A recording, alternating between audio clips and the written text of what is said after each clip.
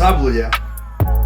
Long time no see. Po týždni vás tu opäť vítam so mnou, momentálne u mňa doma pri mojom setupe. Ako začiatok tohto videa, keďže týždeň nevyšlo videjko, a to z princípu toho, že som ochorel, nebol som úplne fit na to robiť videjka, ale hej, už sme tu naspäť. Čo by bolo lepšie, ako po týždni toho, keď netrénujete, vyjdete z choroby si dať tréning na nohy Toma Placa.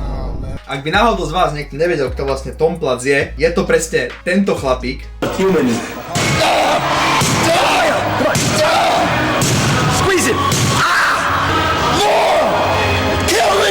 Bol to vlastne americký bodybuilder, ktorý fungoval od začiatkom 70 rokov po koniec alebo pozdejších 90 rokoch a jeho prezývky sú sami o sebe celkom strašidelné. Pretože keď si predstavíte, že vás niekto volá, že The Golden Eagle, Quadfather alebo Quadzilla, tak viete, že tie tréningy nebudú asi pre bežného človeka. Bol známy svojimi obrovskými nohami a tým pádom z toho vypovedajú aj tie tréningy. A preto ja, ako človek, čo asi nemá žiadnu svoju sebaúctu, sa rozhodol, že si skúsim jeho tréning.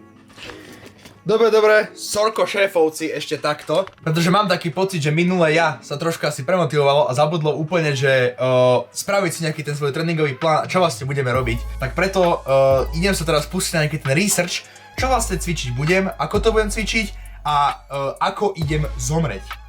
Ešte ľudia, popri tom, ako sa pozeráte na moju veľkú hlavu, by som bol veľmi rád, keď ma podporíte lajkom a určite aj odberom. Tieto videá zaberajú celkom dlho času, či už na natočenie alebo na postrihanie, takže by som bol veľmi rád, ak by ste ma podporili aspoň takto. Nejdem vás ďalej zdržovať, užívajte si videjko a dúfam, že vás to baví. Takže podľa toho, čo som zistil, tak jeho golden štvorka, alebo ako to nazvať, vyzerala tak, že začínal s bežnými drepami do zlyhania. Všetko, čo sa tu bude robiť, bude sa robiť do zlyhania. Potom pred kopávačkami, tak buď sisi drepami alebo zakopávačkami. Našiel som aj tak, ale predpokladám, že ja budem asi skôr robiť zakopávačky. Ako posledný cvik, čo on praktikoval, budú hack and drepy, pretože hack and drepy na koniec tréningu je wild, a akože wild. Nebudem vám klamať, že neviem, či budem schopný ten tréning takto ustať, ale dám do seba maximum a budem sa ho snažiť spraviť čo najlepšie. Fakt naozaj, čo najlepšie, na to som tu, chcem to skúsiť a preto toto robím. A preto, aby ste sa na mňa nepozerali len to, ako sedím za počítačom a nič nerobím, tak poďme sa presunúť hore, kde sa ozem naspäť a začneme už aj actual cvičiť, takže. OK ľudia, už som tu. Aby sme to nejako neomačkovali debilní, tak ideme začať normálne klasickými trepami, ako som spomínal. Ale čo som zabudol povedať, že všetky tieto cviky sa robia na 10 alebo 15 sérií. Takže ja čo spravím, je to, že si pustím stopky a som zvedavý, že kedy celý tréning dokončím. Celých tých minimálne 10 sérií pôjdem určite, takže môžem to byť hodinu, môžem to byť hodinu a pol, môžem to byť 2, môžem to byť do večera, neviem, uvidím. Samé ma to zaujíma, takže poďme to kúknuť. Dobre, akože som kus bazmeka, tak po prvej sérii som si všimol, že som to nenatáčal, tým pádom chcem si všimol to, že som rozprával na kameru, kamera sa mi vypla. Takže len toľko som hovoril, že som začal robiť s 20-kovým vakom, ktorý som si myslel, že bude ťažšie, ale nie až taký ťažký, takže možno pridám, ale potom určite zhodím naspäť. A že necvičím na činku ani na kotúče, pretože áno, je tu stojan, ale som tu sám. A nechcem dávať nejakú veľkú váhu už z toho princípu, že náhodou zle zhodím činku, lebo sa mi niečo stane a kto ma tu potom nájde o takom nečase? 20 kg vak, zatiaľ to celkom pohode. Prvú sériu som zvládol ako tak. Dal som 18 opakovaníc. Tam sa písalo, že nejaký buď do zlyhania, alebo nejakých 10-20 opakovaní, ale na prvej sérii som, že keď idete úplne do totálneho zlyhania, tak potom už tých 10 sérií nedáte. Áno, 10 sérií. Aby ste sa nemuseli pozerať na to, ako chodím iba hore a dole, tak vám sa tam nejaký ten maličký komentárik, a to preto, lebo som tam sám a asi by to bolo pravdepodobne nezaujímavé. Samotné drepy mi trvali niečo okolo 35 až 40 minút, takže ku konci mi nohy tak neskutočne horeli, že keby na ne použite surové vajce, tak sa uvarí skôr ako na kapote v Austrálii. Všetko, čo sa dalo robiť, som robil do zlyhania a poviem vám, toto teraz rozprávam deň potom, ako som mal ten tréningu, hej, ale naozaj dúfam, že mi nebude treba ísť srať, lebo ja neviem, ako sa z toho hajzlu postavím.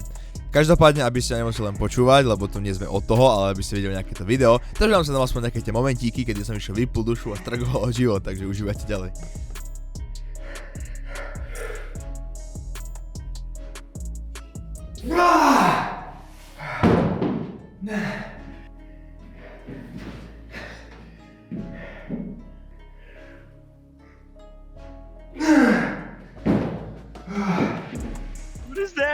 Inak ľudia, osobne ťažko sa mi cvičí bez hudby, keď mám pravdu povedať. Normálne, inak by som si to už pustil hudbu, že typám, že točím video a furt niečo rozprávame, bolo počúvať niečo, tak to je počúvam a sluchatka ja rád nemám, keď cvičím. Inak aj možno, že dávno púšťam pesničky, už by to hrá Hektor, shoutout tu Hektor bratu. Ale nemôžem kvôli videu, ale to robím kvôli vám. Od srdiečka pre vás. A za love, ne, samozrejme.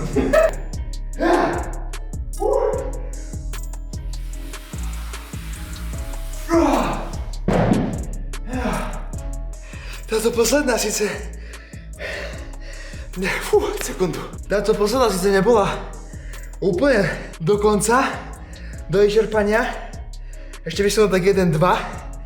Ale už som si, že by mi asi fakt, že explodovali nohy, takže už som nechal tak. Ty kokso, koľko sme v čase? V čase sme 31 minút, 32 skoro. Čisto len po drepoch. S tým, že si ešte dajem dať jednu. Iba takú bez váhy na vyklepanie, neviem, nazvite to ako chcete, proste chcem si spraviť ešte jednu bez váhy, a čo? Tak potom ideme ďalej. Pozeral som teraz, či je záznam dobrý alebo nie a všimol som si, že som bol celkom zholnutý v chrbte, som nebol úplne rovno popri tom, ak som cvičil. Ale neviem, čím to je úprimne, fakt neviem, nejak som si to ani neuvedomil. Asi to bolo tým, že som nemal na sebe činku, že som nemusel byť tak, ale že som mal iba čisto na sebe akože mech. Ospravedlňujem sa všetkým entuziastickým nadšencom cvičenia nôh, ale áno, uvedomujem si chybu, takže to robil zle. Najprv to napravím. Hej, ešte raz sa ospravedlňujem a budem si to dávať pozor. No, nie ste tu od toho ani vy, ani ja, by sme tu kecali, takže ideme hneď na to. Dáme si predkopávačky, respektíve dám si predkopávačky, dal som do teba 20-ky, pretože neviem, ako budem teraz chytiť nohy, lebo fakt akože nohy horia po polodine, fakt akože. Ale poďme na to, ideme do zlyhania a potom asistenčné ešte do úplného zlyhania, takže poďme na to. Ty kokos!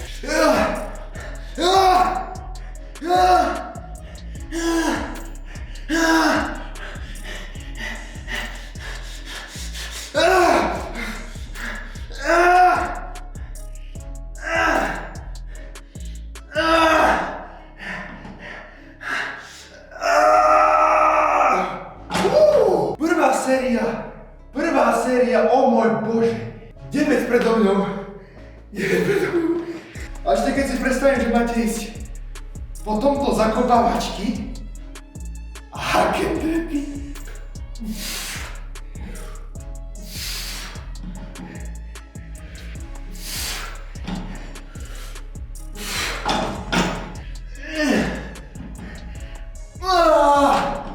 Ty kokso. Deti moje, a presne takto to išlo aj ďalších 8 sérií, kde som sa snažil vnútorne už iba prežiť, pretože mi nefungovali ani svaly, ani nohy, ani nič. Presne som preto to môžete vidieť, prečo bol Tompas taký úspešný a prečo má tak obrovské nohy, pretože tie jeho tréningy sú naozaj neskutočný zaberák. Ak niekto náhodou z vás zvažuje, či si chce ten tréning vyskúšať, tak ja ho môžem len odporúčiť, ale povedal by som, že ten tréning nie je zameraný čisto iba na fyzickú časť, ale aj na mentálnu. A to z princípu toho, že keď si máte predstaviť, že máte robiť 10 sérií niečoho, kde vám ide absolútne odpaviť nohy a máte ísť hneď potom na ďalší cvik, kde robíte to isté, tak tie nohy, ale aj tá hlava už rozmýšľa o tom, či naozaj nechce zomrieť. Takže hovorím, ak ho chcete vyskúšať, vyskúšajte ho, je to zaberák aj na telo, aj na hlavu, ale zoberte si nejakú tú vlastnú komfortnú váhu a zbytočne to neprepalujte, aby sa vám dačo nestalo. Môžete sa ďalej pozerať na to, ako zomieram v živote pri tomto tréningu a dúfam, že vás to aspoň troška baví. Bože! Chce to vodu.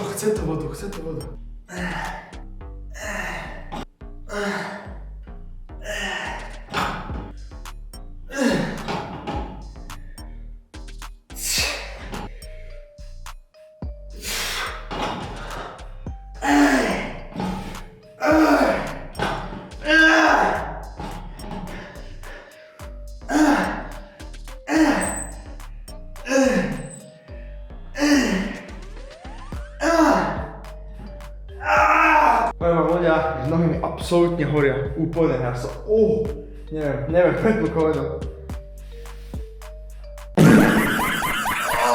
Nohy nikde, nohy ušli. No, ľudia moji, ideme na zakopávačky. A zakopávačky tak, že budem ležať a budem dvíjať nohy, pretože nemám na to ani stroje, nič podobné. Bože môj. Zobral som 20-ku, Pretože sme mali na každom cviku 20-ky, takže zanecháme tradíciu a zoberieme si 20-ku tiež.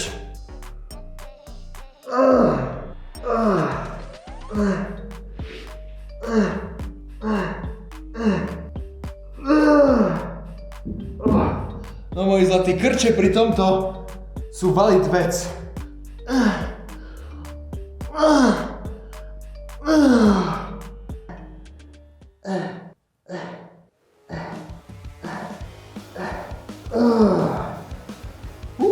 Odfičil som teraz hamstringy, respektíve zakopávačky, ale ja ťaké drepy už nedám, ty kokso. Ja skúsim dať ešte sisi drepy pri tyči, respektíve akože, chápete, pri tyči.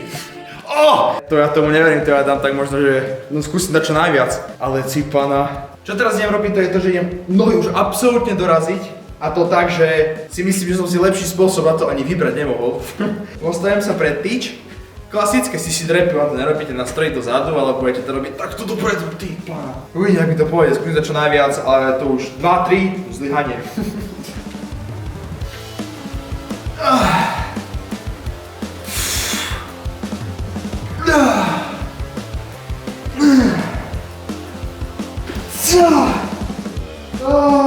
Bože!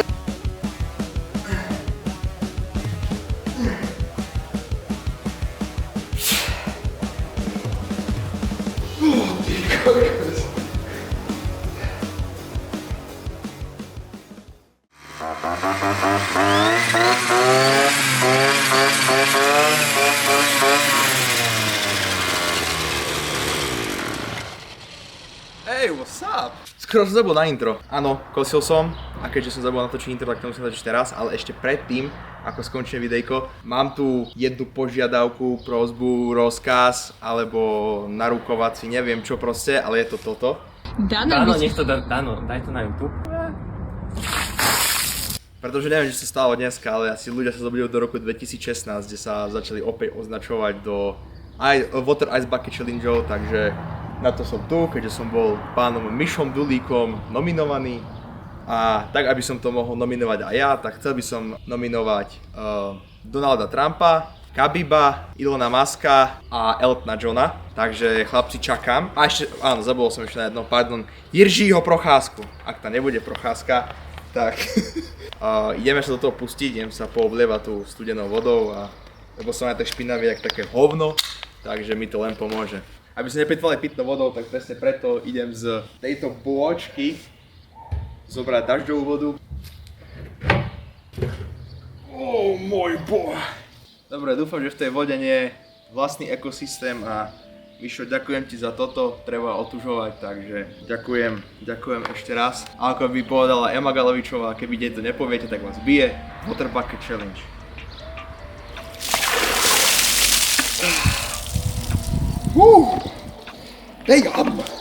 Ak sa mi videjko páčilo, poprosím like, odber, ahojte.